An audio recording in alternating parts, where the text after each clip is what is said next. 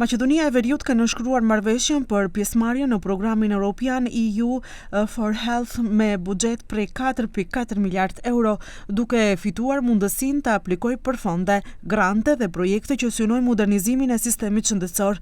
Sipas ministrit të shëndetësisë Azir Aliu, programi do të mbështesë zhvillimin e shëndetësisë digjitale, parandalimin e sëmundjeve, onkologjin, shëndetin mendor dhe forcimin e kapaciteteve të personelit shëndetësor, ndërsa projektet e financuara do të përjashtohen nga TVSH-ja dhe detyrimet e tjera fiskale.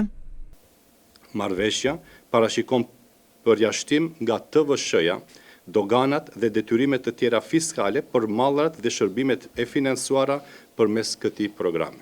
Kjo është e rëndësishme sepse fondet evropiane duhet në masë më të madhe të mundshme të përfundojnë në interes publik dhe jo të humbasin përmes shpenzimeve administrative dhe fiskale në vend.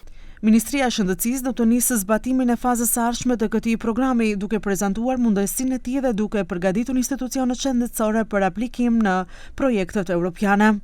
Si ministri, jemi të përgatitur dhe që nga java tjetër fillojmë menjëherë fazën e radhës. Ajo është prezentimi aktiv i programit, identifikimi i potencial i strukturave që do të aplikojnë, përgatitja e institucioneve dhe pjesëmarrje në thirrjet evropiane që ato do ta bëjnë. Qëllimi ynë është të ofrojmë këtë mundësi te universitetet, tek fakultetet e mjekësisë, klinikat në institucione shëndetësore, spitalet, institutet, shoqatat profesionale, organizatat e pacientëve dhe të gjithë aktorët relevant të sistemit shëndetësor në vendin tonë. Nga Ministria e Shëndetësisë theksojnë se mbetën të përkushtuar në shfrytëzimin e mekanizmave europian për avansimin e kujdesit shëndetësor dhe krijimin e një sistemi shëndetësor më efikas, më të qëndrueshëm dhe më të qasshëm për qytetarët.